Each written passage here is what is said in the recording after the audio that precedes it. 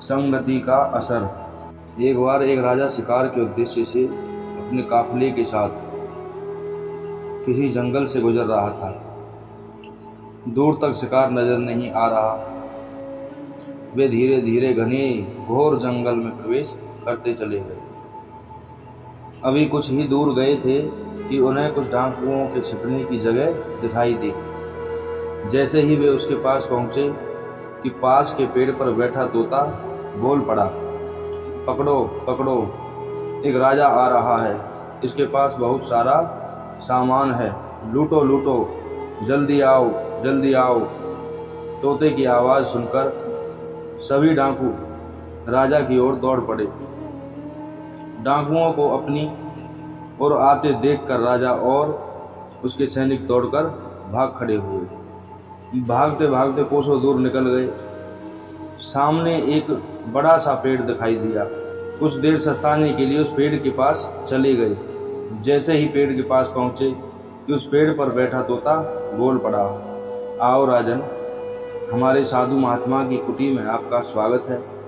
अंदर आइए, पानी पीजिए और विश्राम कीजिए। तोते की इस बात को सुनकर राजा हैरान में पड़ गया और सोचने लगा कि एक ही जाति के दो प्राणियों का व्यवहार इतना अलग अलग कैसे हो सकता है। राजा को कुछ समझ नहीं आ रहा था। वह तोते की बात मानकर अंदर साधु की कुटिया की ओर चला गया। साधु महात्मा को प्रणाम कर उनके समीप बैठ गया और अपनी सारी कहानी सुनाई और फिर धीरे से पूछा, ऋषिवर, इन दोनों तोताओं के व्यवहार में आखिर इतना अंतर क्यों है? साधु महात्मा ने धैर्य से सारी बातें सुनी और बोले, ये कुछ नहीं राजन, बस संगति का असर है।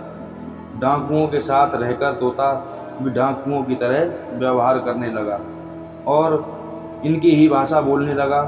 अर्थात जो जिस वातावरण में रहता है वह वैसा ही बन जाता है। कहने का तात्पर्य यह है कि मूर्ख भी विद्वानों के साथ रहकर विद्वान बन जाता है और अगर विद्वान भी मूर्खों की संगत में रहता है तो उसके अंदर भी मूर्खता आ जाती है।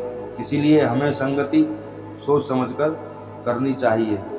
बोलो जय श्री कृष्ण।